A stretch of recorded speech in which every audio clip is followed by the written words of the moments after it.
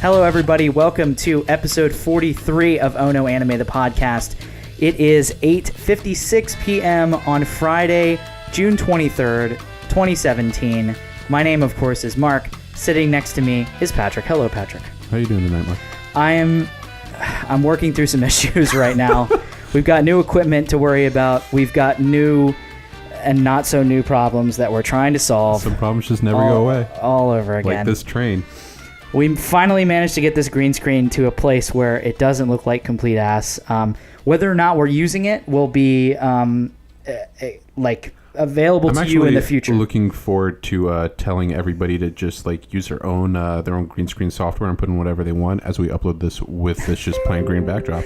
You know, I should fix the you probably should that. turn that off. That's not important. Can't really edit that out in post, but nope. What I can edit out in post is the 50 times that I tried to start this episode before that I actually ended up doing At least 50. But hey, we're perfectionists here at Oh No Anime, if nothing else.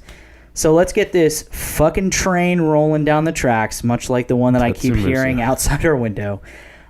So it's been a little bit since we've done one of these, huh? Yeah, I think that's partially because anime sucks.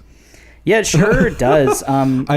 Here's the thing about the season. I'm actually really enjoying this season, but that's because I'm like a fantasy fan at heart. And if you like fantasy stuff, especially fantasy anime, there's a lot of stuff to look forward to every week. If you don't, you're kind of SOL. Yeah, this season has been pretty remarkably weak. I think I'm down to 7 or 8 shows, which is a new low for me since starting this whole thing. But the good thing is that we are here to talk about the future, what is to come. So what are we going to be doing on today's episode? Well, we're going to catch up a bit. Then we are going to talk about some hot takes that we have for the upcoming summer 2017 season, which is starting in a couple of weeks. And then we're going to talk a little bit about Anime Expo. And I needn't elaborate on that. We've certainly promoted that enough on social media as it is.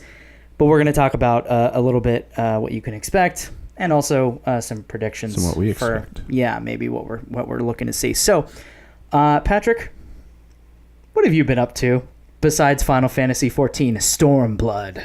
I got nothing. Actually, that's all I've been up to. I haven't even been sleeping.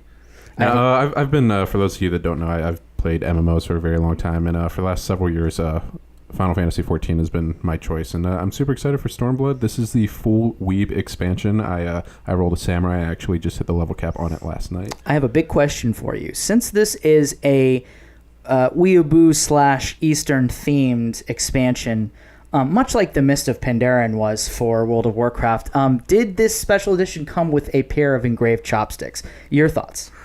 No, and that is why Blizzard will always be better than Square. Exactly.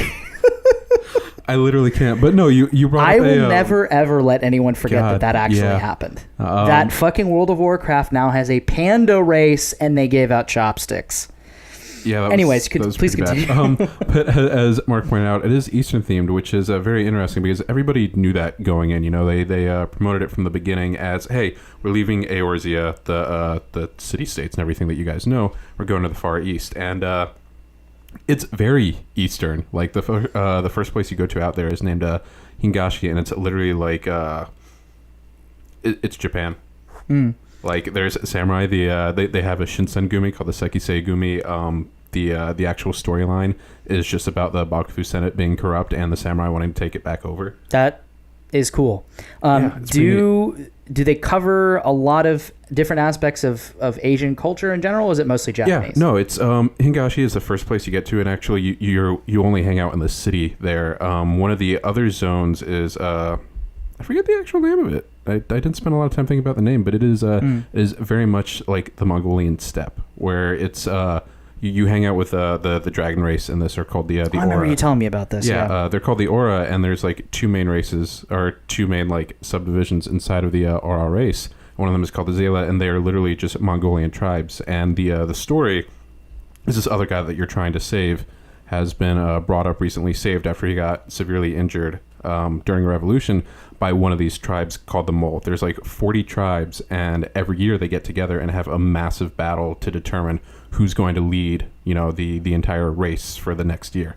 And it's literally just like Mongolian tribes, and they call each other Khan and Kirtan and stuff like that. That is cool. It's really cool, and all the music and everything is themed Mongolian, and it was really neat. I really enjoyed it.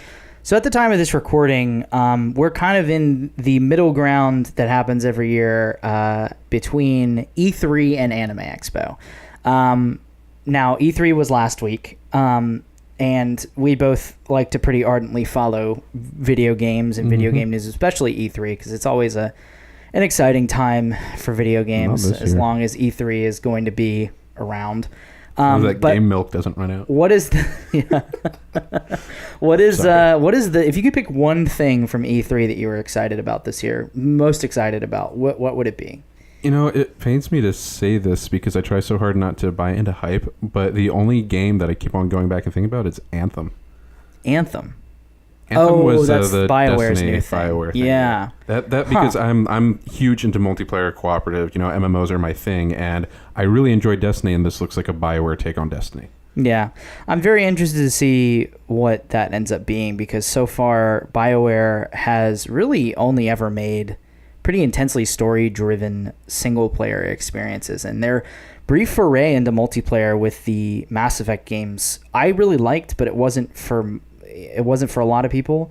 But I'm interested to see, because, you know, we had like the Division, but that like burned off pretty quickly. That was just a poor. I didn't play it myself, but my like MMO group did. I was doing something else at the time, and it was a cool idea, and the execution failed, and it almost, like, I'm worried about the same thing happening with Anthem, where it's a really cool idea. We have this awesome gameplay video, but there's no way it's going to be exactly like that.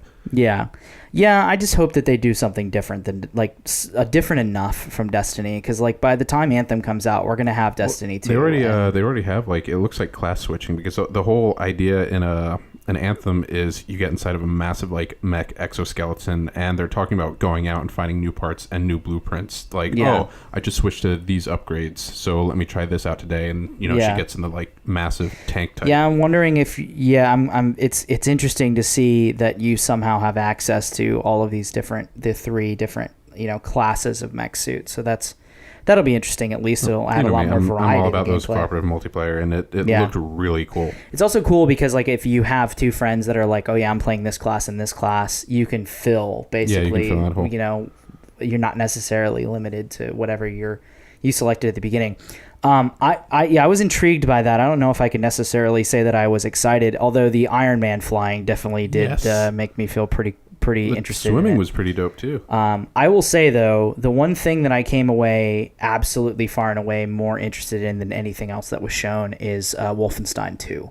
Wolfenstein 2, the new Colossus. That trailer, that 8-minute insane, like, not even like a trailer, just like this weird pastiche of like story stuff from the game, made me remember everything that I liked about the first game. And actually this past week or two, I went back and played the New Order, and I'm gonna try to get to the Old Blood before we leave to go to AX. But man, that fucking game is so goddamn good and like different and fearless. Nice about like a good FPS is the people at Bungie, when they made Halo, said it, you know, the greatest. You got 30 seconds of good gameplay and repeat it. So when you do a new iteration of say a new Wolfenstein, you can have the gameplay be very, very similar with only a few tweaks and add more good story, and you're there. It is everything that a new Wolfenstein should have been, in the same way that Doom is everything that a new Doom should have been. But like the first one tackled a lot of, you know, sort of World War II era stuff and beyond. You know, it was like kind of an alternate history.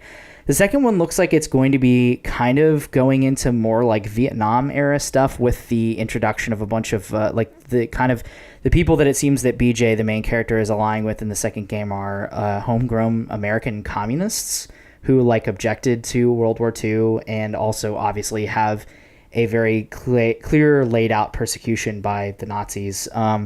And also the thing that honestly like made me as excited and intrigued as anything was them showing that the KKK was present in the United States and was like very much allied with the Nazis, because I was like, holy shit. Between that and Far Cry. That is such a fucking like choice. That is like so like, that's just like just seeing people in Klan hoods is just like like walking alongside people with swastikas on. Has that been done in any games that aren't Postal? I can't think. I mean, on this scale, I mean, well, and like in a way that's just like we are making a statement. We're saying that these vile people would have been perfectly at home under these other even more vile people. So it's a really awesome choice, and in 2017, something that I think is like very like necessary and like very poignant to make. Between that and Far Cry. Well, that's the thing, is that like, you know, we have these games like Far Cry 5 and Call of Duty World War II that like I should be getting excited about, but their marketing is so like they could make a very like clear choice with like, this is what this game is and this is what this game is not. And Wolfenstein to me absolutely kicked both of those other games' asses. Where in 2017 it is making a statement. This is what this game is about. It's about ideology. It's about a war based on like where your ideology threatens your very existence. And that is supposedly the case in these other two worlds, because obviously we know World War II was a war of complete ideology. And Far Cry 5 is also something that seems to be of ideology. But the only game that really conveyed that to me was Wolfenstein, by making this very clear point, like, yo, the KKK sucks and Nazis also sucked. And guess what? They kind of both wanted the same shit. So, like, here you go. And, like, if that means that I get to kill Nazis and Klan members, I'm going to be like, dope. Give me that. Give me that game. But either way, as long as I get to hear BJ Blazkowicz's sultry southern tones once more, I'm all about that game. So I'm super excited.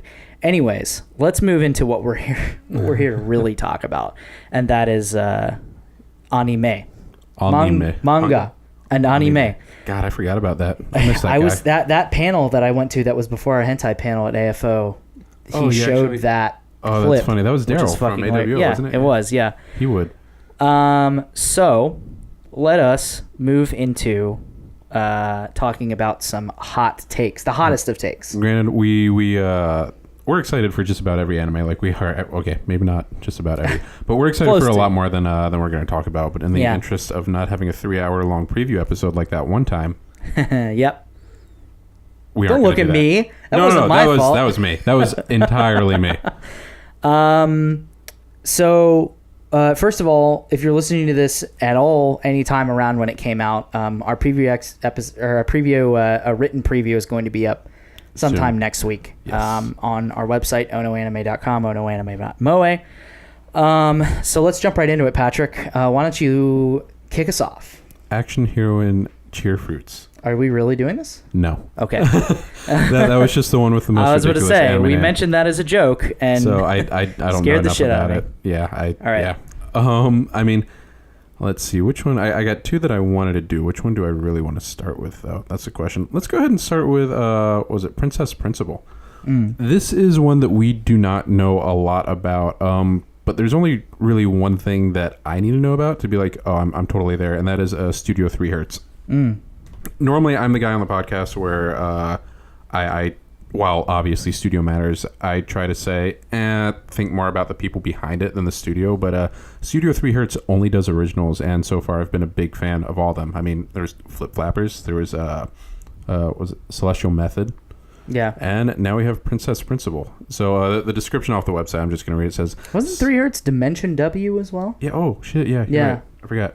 It's easy to forget that show. I think I try to most of the time. It wasn't bad. It was just mediocre. So far, the originals have been well much better. Animated and mediocre. Yeah. So we got spy action series follows 5 girls in 19th century London, a city within the Albion Kingdom divided into east and west by a large wall. Oh, God. The girls serve as undercover spies enrolled as students at the prestigious Queen's Mayfair School. They make use of their individual abilities to remain active in the underground world of disguise, espionage, infiltration, and car chases.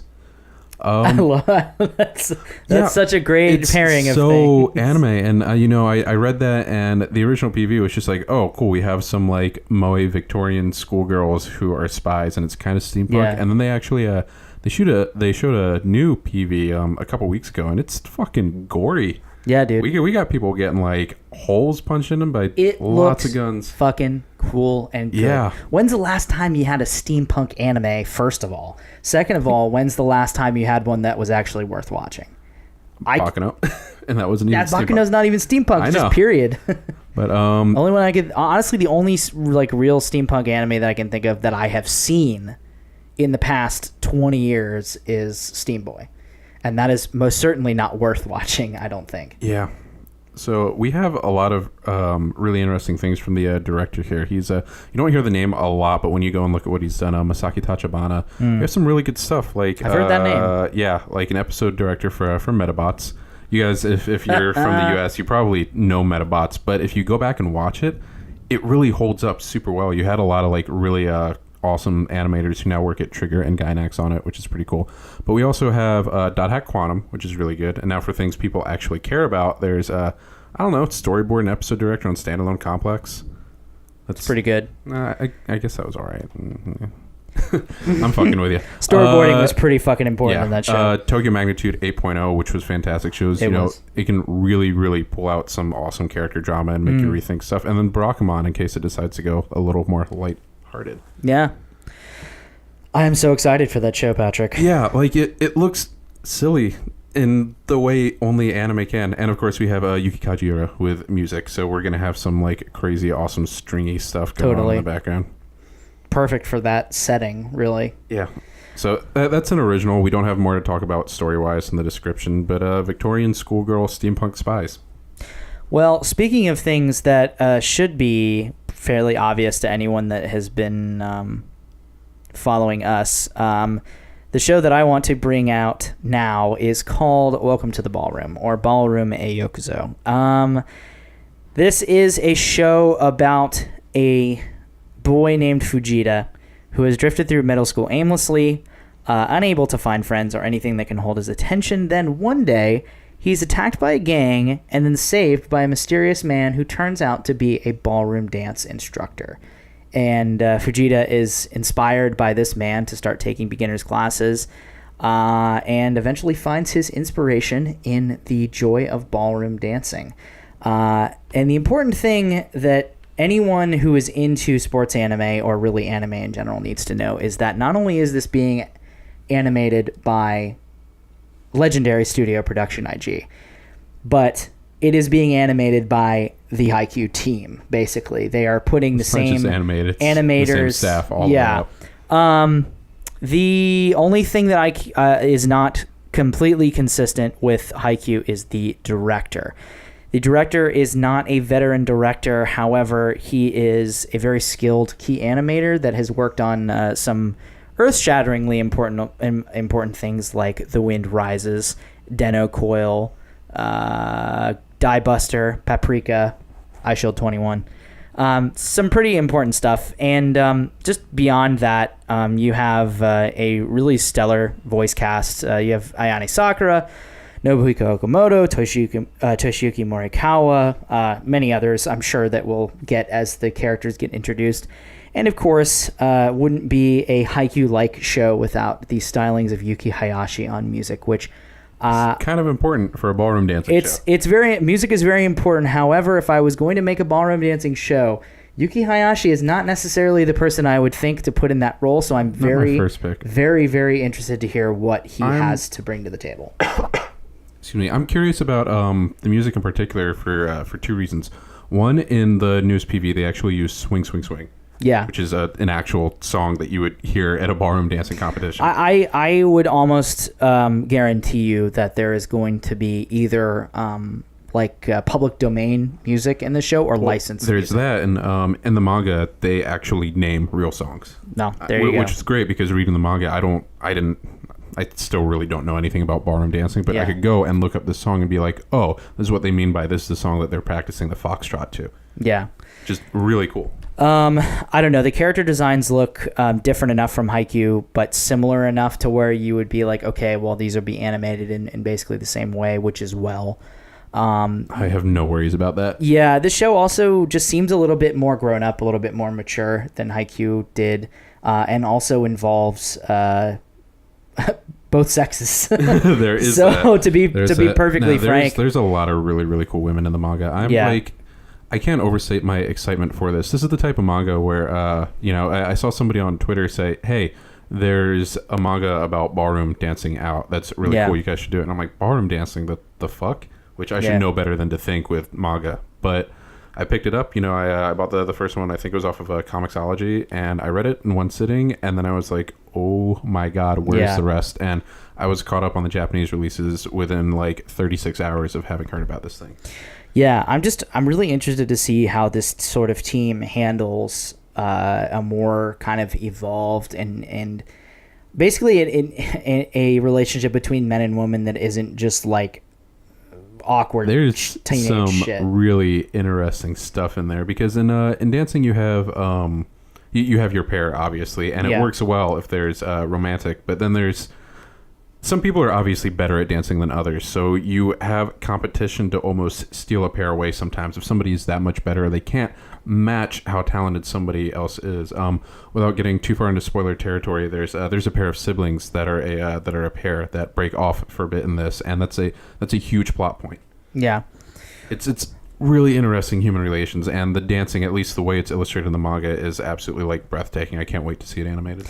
Yeah, I think this show probably would be the one at close to the top for both of us that I think we would universally recommend people check out this season.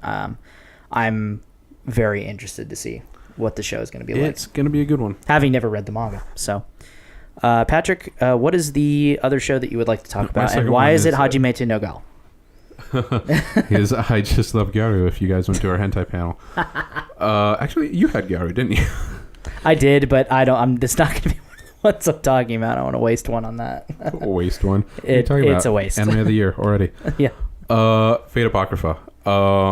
Disclaimer. You're going to be hearing me get very angry about this during the season because Netflix picked it up. Indeed. So, I'm going to tell you guys about this even though you probably won't be able to watch it for 4 months. So Fate Apocrypha is the newest anime entry in the Fate series, and for those of you who don't know, Fate is always about the Holy Grail being summoned, and then the Holy Grail summons a bunch of servants, and you fight over the servants. Have classes: Archer, Saber, Lancer, etc. This one is a little bit different, with a little bit different of a setting, where it takes place the prologue takes place during World War II, and somebody steals the Holy Grail. And everybody's really mad at them for stealing the Holy Grail, and they kind of try to chase it down. And this edition of the Holy Grail War goes all sorts of fucked up, and you wind up with, instead of 7 servants, you have 14. You have the Servants of Red and the Servants of Black, and instead of a battle royale, they're on teams. So sure. I mean, yeah. So more Fate that's shit, pretty neat, man. but really, the best part of Fate, as always, is you have these awesome heroes of legend who are fighting, and spoiling everything, we have Joan of Arc. That's an important one. She's like a Fate figurehead almost as big as Saber lately, thanks to Fate Grand Order. Yeah. But this is where she came from. Yeah, I'm very excited to finally see Joan, or Jean, as they like to call her, finally animated. And not only animated, but voiced by the one and only Maya Sakamoto, who really... There is no better Seiyu to choose for that role. That nobody has more gravitas or poise than her.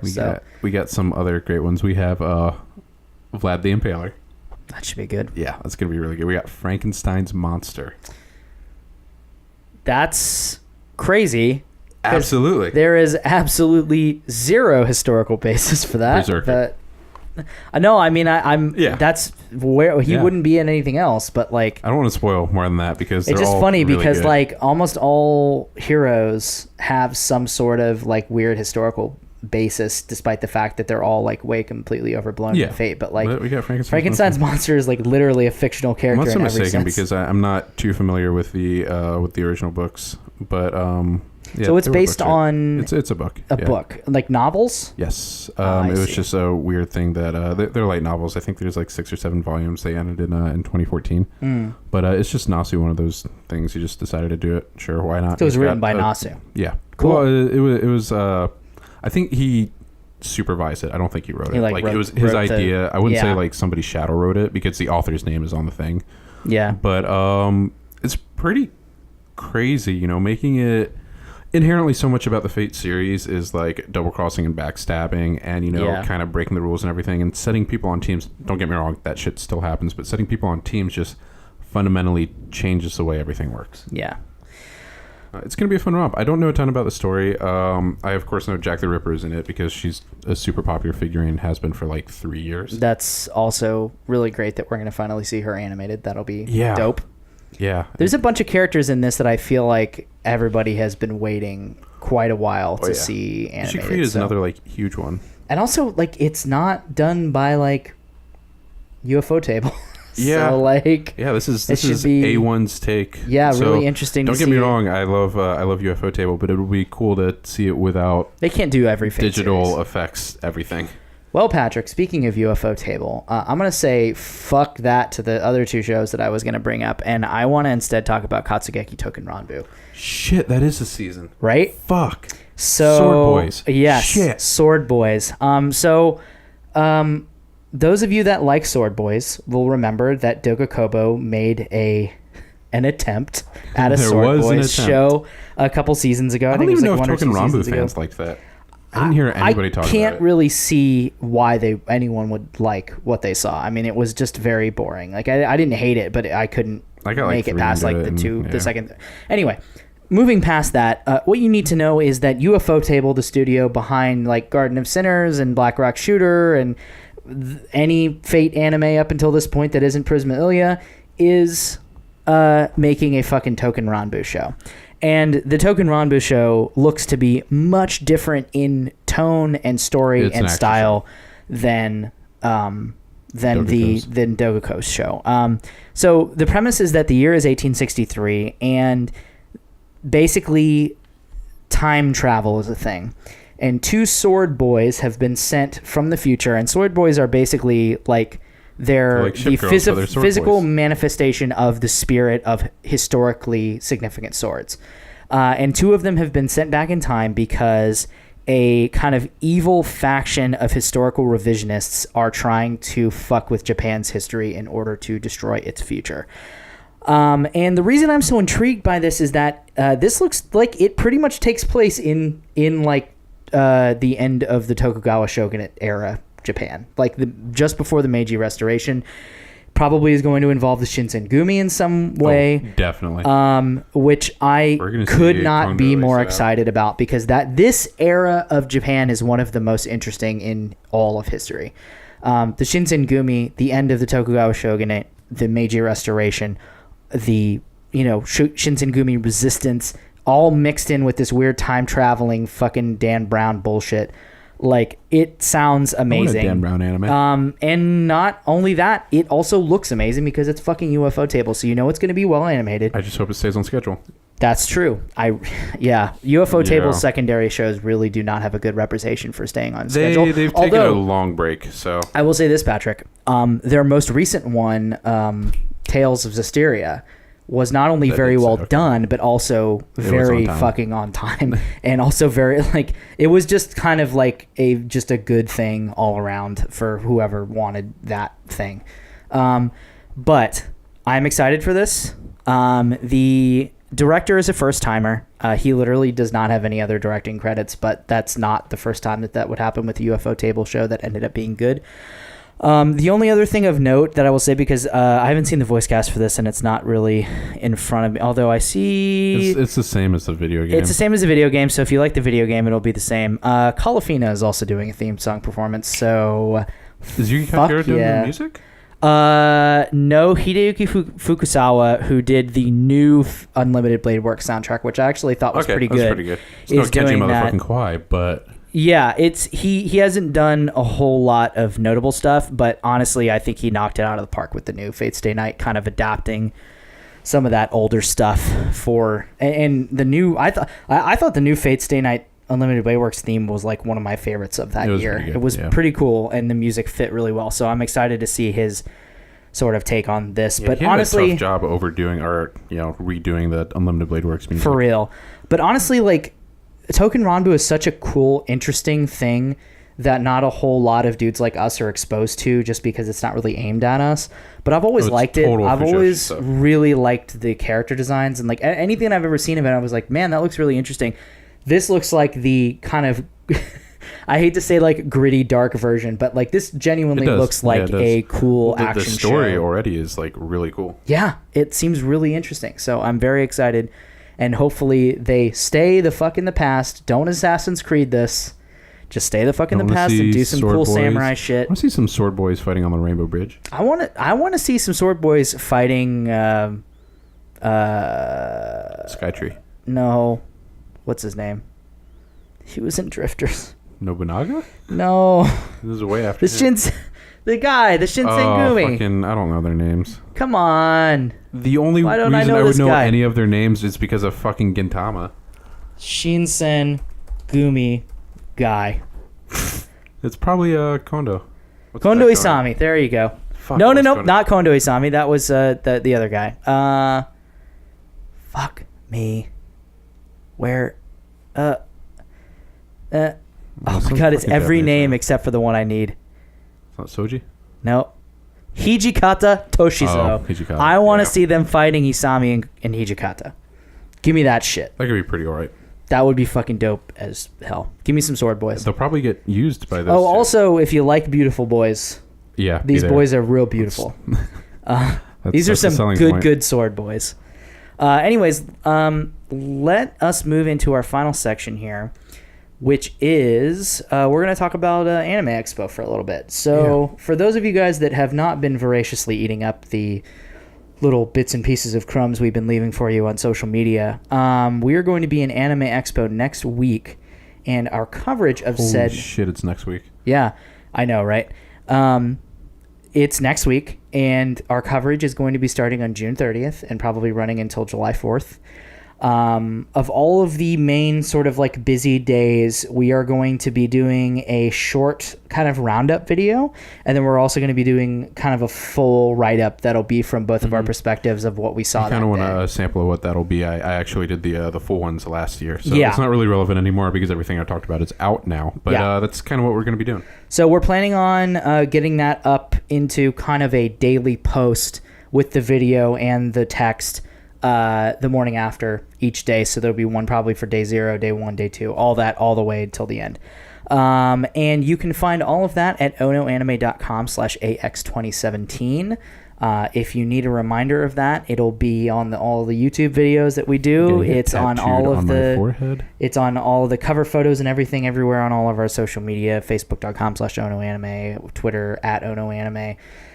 onoanime.com/AX2017 is your one-stop shop for all of our AX2017 coverage. And in case you didn't see from our last update video, we got press passes, so like we're gonna be covering some real shit. We're gonna be running around. Yeah. So and then I think I'm gonna try to just make like a AX2017 video as well, but like that'll be much after. That'll be uploaded much later after the trip. So anyways, there's a lot to look forward to. And we're not going to go into all of it, but let's talk about the big stuff.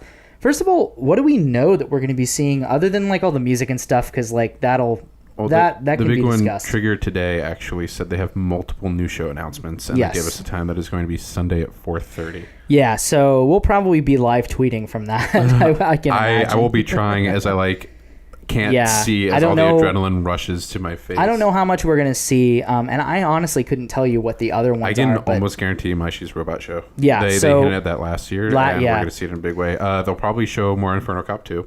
That's true. That's on Crunchyroll today, I thought. Didn't they upload that on... I have been internet blind today. Work was a nightmare. I think they released that today. Like Inferno Cop 2? Yeah, I think they did. I think they just Inferno fucking Cop, dropped probably.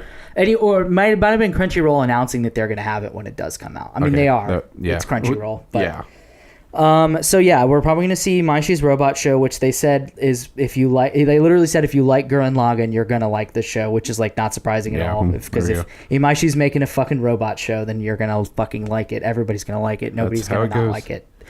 The other big bombshell that got dropped on us this week is that at the I think it was the Production IG panel, they are going to be showing a trailer for Fooly Cooly 2, which is the most surreal. Is it 2 or 2 and 3?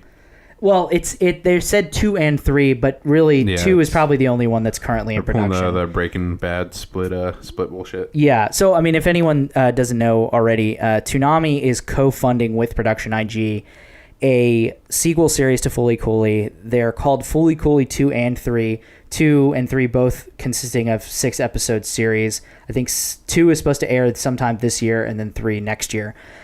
So they're going to be... I don't know how to feel about that. I don't know what to expect. I'm probably... I don't have any expectations, but like I never in my fucking life thought that I would be saying, hey, we're going to be watching Fooly Cooly a trailer for a new Fooly Cooly series in 2017 in Anime Expo. My mind just like goes back to those nights in middle school watching real. Fooly Cooly. Like, what is it going to be like seeing any of those characters again? That it's going to be incredible. Into the next part. We have an incredible amount of premieres. First on my list is we're actually seeing the first new episode. I'm going to start crying even just like talking about it, of the Cardcaptor Sakura Clear Card arc, which I can't fucking believe. It's like a full 2 months before Japan sees it. Kyoto Animation is also premiering the first episode of Violet Evergarden, which doesn't even come out until January of next year. Yeah. So that's going to be huge. That's done. They're 6 months ahead of schedule. Yeah. Well, fucking KyoAni, man. They're inhuman. Yeah. In This Corner of the World is going to be premiered. Yes. I will probably, even though I caught that in Japan, I will probably watch it again. That is going to be a hot get for us. I am bringing tissues. Yeah, for real. And then like there's just a bunch of that's kind of the biggest like predictions that I think we can make, because like honestly these industry panels, the only other thing that I can confidently predict at the Production IG panel is that we're probably going to see more of their series that they're doing with Netflix, Perfect Bones.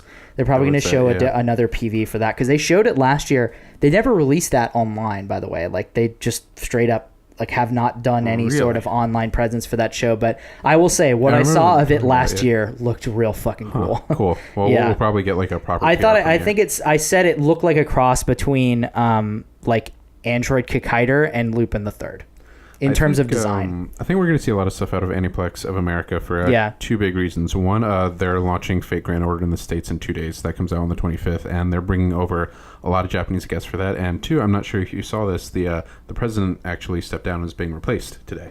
Oh wow! I did not AOA. See that. Yeah, well, he didn't step down. He's moving into a new like executive post in Japan. Yeah. But the new guy was their head licensor and handled a lot of really, really big stuff for them. So I'm excited to see where they go with that. AOA is like one of the biggest publishers in the States, obviously, with everything they do, and they are directly doing Fate Grand Order in the States, which is a big deal. Yeah. So we have a lot to look forward to at Anime Expo. Obviously, we will be trying to bring that all to you. We're not going to be able to go to everything, but we're going to try to go to all the important shit. I'm going to tell you guys straight up, our day one morning video from wrapping up a day zero, I won't be able to talk after all the cheering for idols. Yeah, that's going to be a big night. We have some crazy concerts.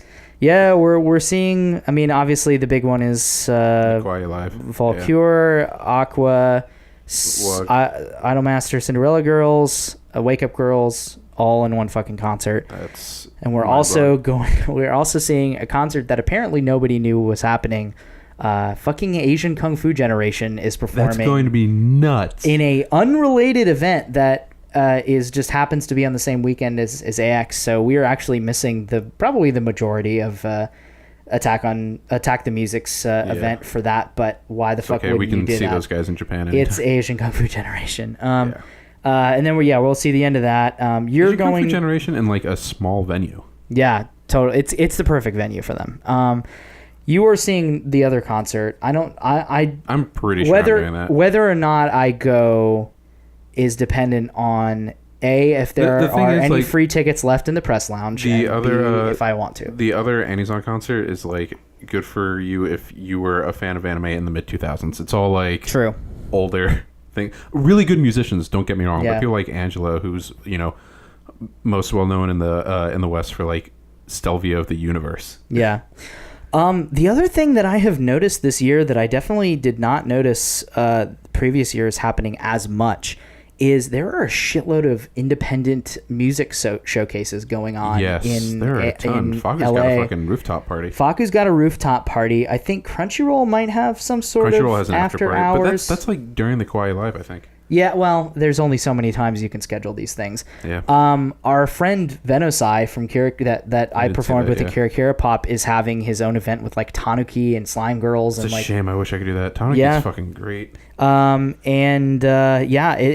kind of AX is kind of becoming this weird like South by Southwest type thing with like all of these sort of like independent things happening all over, and I'm really hoping that it keeps happening because like I want to fucking play at one of these things, but also it's just really cool to like have this stuff happening. Like it contributes to the festival atmosphere of exactly. It's becoming like obviously it's still the nexus for all things like anime in the West. It is anime's E3. Like, yeah, it definitely is, especially as be. more and more Japanese publishers get in tune with taking care of their own stuff in the States. Kadokawa is making its first appearance ever in the United States at Anime Pony Expo Canyon is this year. beefing themselves up, like I said, Aniplex of America. Which is saying something because their booth is fucking huge. It was huge, but it didn't have anything out of last year. That's true. It had a bunch of standees. But they also didn't really do anything last year either. Did you see Good Smile posted their what they're selling? I didn't see that what they're selling. Lots of Little Witch Academia stuff.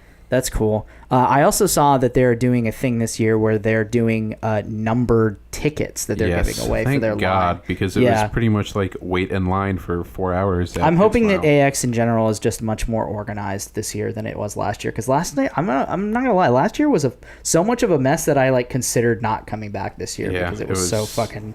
It was rough. But also, this year is not going to be rough for us because we got them press passes, motherfucker. That's literally why we started. Yeah.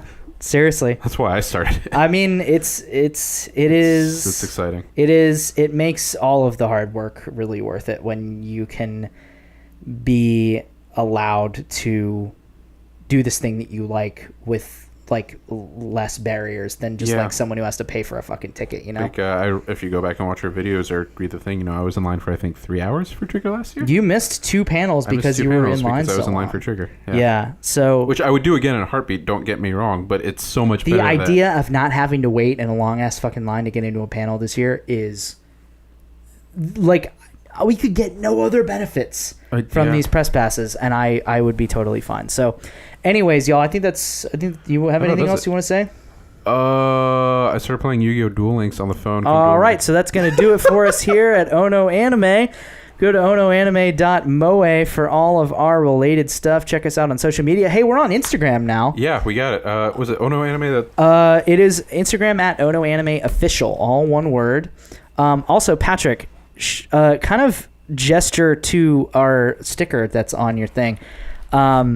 We go on our Instagram. I have a picture of it, but our friend Kat, who has been on the show before, one of the best people on earth for doing so much fucking work for us. She has done every logo that we've ever had. Mm-hmm. She's done so much just free art for us over the years that I will never not be grateful to how much time that she has taken out of her life to help us and help us kind of develop an image.